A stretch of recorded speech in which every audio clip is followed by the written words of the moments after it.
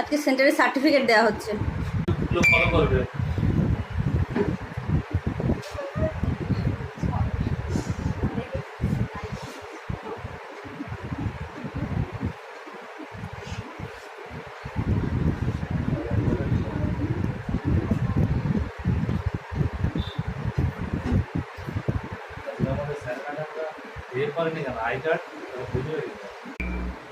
যখন ইউটিউবে দেখাবে যা লাগবে না।